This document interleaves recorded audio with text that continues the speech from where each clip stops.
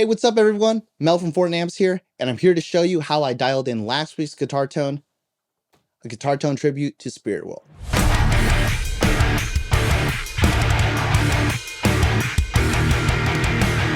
So I'm here at the setup trying to duplicate Matt Schrum's guitar tone.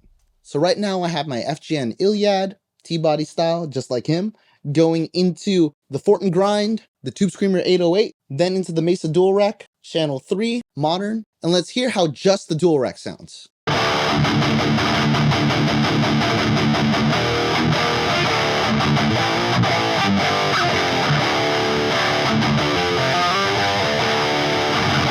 So in my opinion, it sounds pretty solid dual rec tone, and I feel like the Fishman Fluence pickups do a lot of the work. So the first thing I like to do with an amp, any amp, is play with the gain and see when it starts to break up with my guitar. So with that, I usually turn the gain down to 0, and I wait until it fulls out or saturates or fully saturates.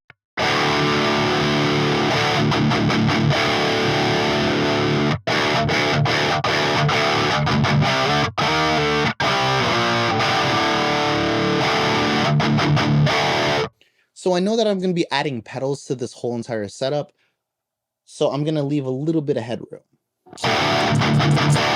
With that being said, I'm going to play around with the treble, bass, mid, and presence knobs, and what I like to do with any of these parameters is I like to do extreme movements.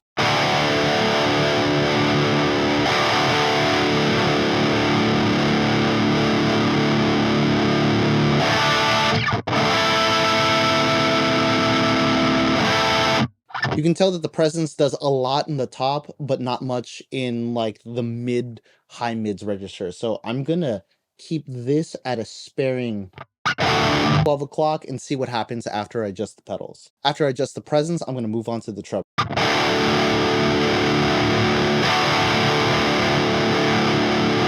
You can see that it muffles out in a very noticeable way.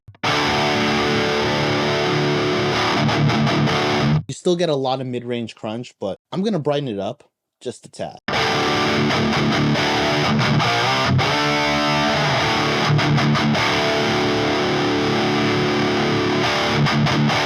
Alright, so next up, I'm gonna mess around with the mids.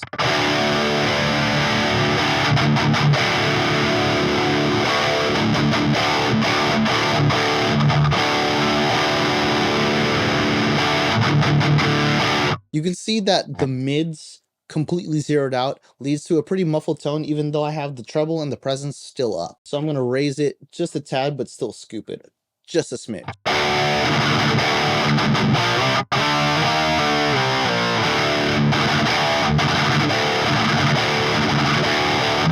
And the hardest thing that I feel like to dial in with most Mesa amps is the bass. This usually varies from venue to venue or from microphone setup to cab setup. So with that, I'm just going to mess around with the bass until I find that it sounds full.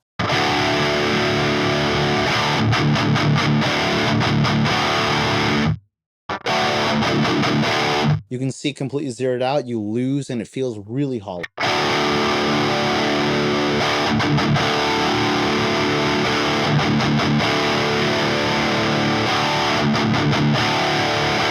And the louder I make the bass, the less articulate my guitar tone sounds.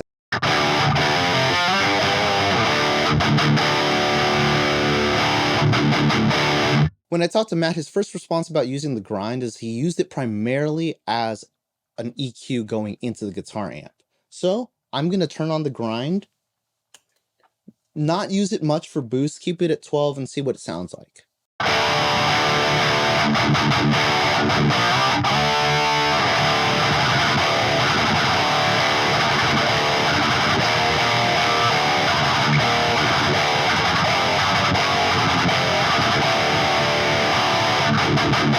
I'm super stoked on that just because I generally like the sound of the grind, but I know that a lot of my bottom end definitely went somewhere else. So I'm going to raise back the bass in an effort to bring me back that bottom end. And now I feel like I can dial in that bottom end in a way that doesn't negatively affect the guitar tone or take away from my note articulation.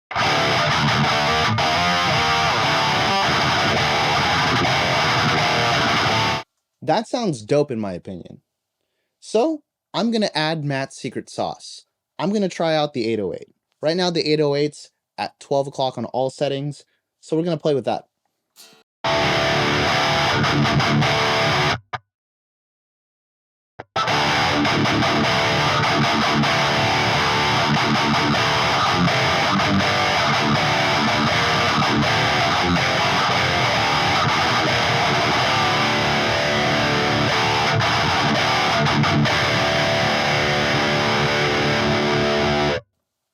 I feel like the 808 is doing a lot of compression, bringing a lot of the notes and a lot of that bottom end back into the mix. I know that the grind brings focus and presence to the amp, but what we're going to do is we're going to try to get all that back, and I feel like the Tube Screamer does just that.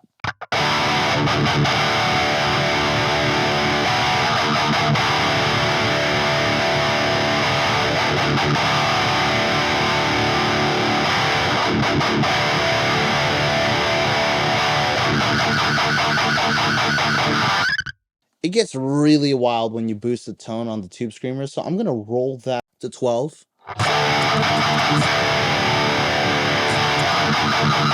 Until like the scratchiness of my guitar playing goes.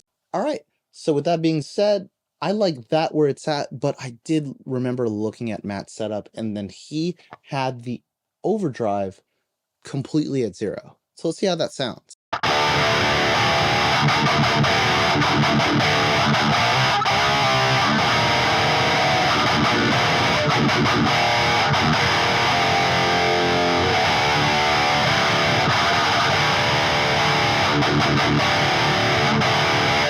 While this sounds super dope, I do feel like it's really gainy, and if I back off the grind, I do feel like it's going to give me enough clarity without too much gain.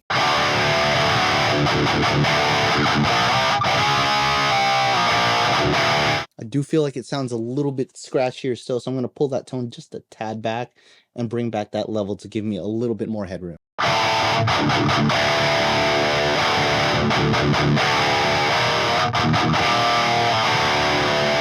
So now that I have my pedals dialed in, I'm going to finagle with the amp settings and just see where we can get at.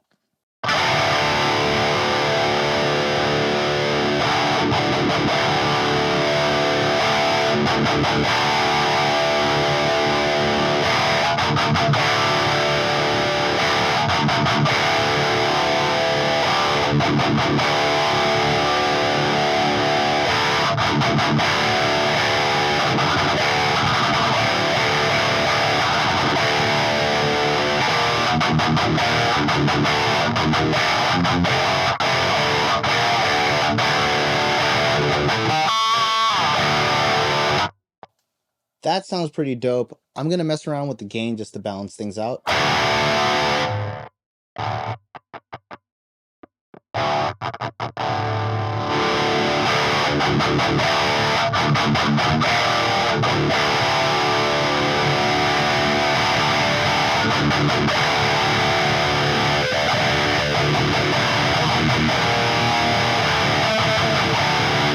Yeah, too much. Gain goes a long way with this amp.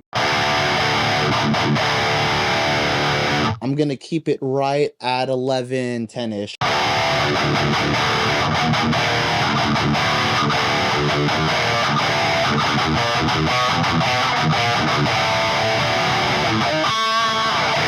All right, so I dig this tone a lot. I landed with the presence at 1 o'clock, the master at 1 o'clock, the gain at about 9, 10 o'clock, the bass right at 3 o'clock, the mid at about 11 o'clock, and the treble right about 3 o'clock.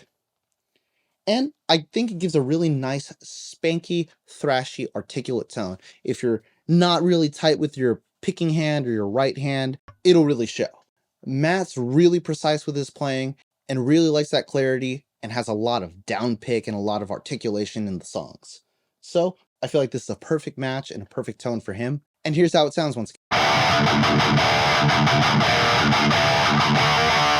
So there you have it. This was the actual moment that I dialed in last week's guitar tone video. So if you dug this and you dug my approach, let me know. or if you have any other ways you'd approach this guitar tone, hit me up in the comment sections and give me some pointers. I'd love to hear other people's perspectives and other ways people approach tone. All right, so there you have it, my method and first impressions on breaking down this guitar tone and giving it a shot for myself. If you dug this video, please let me know in the comment section how you would approach this guitar tone and what other tone stacks you would recommend me try out. And if you haven't yet, please thumbs up the video, sub to the channel, and give me a shout out for what guitar tones you want me to try out in the comment section. Thanks again for sticking around for the whole video. Again, my name's Mel from FortinAmps, and I'll catch you on the next one.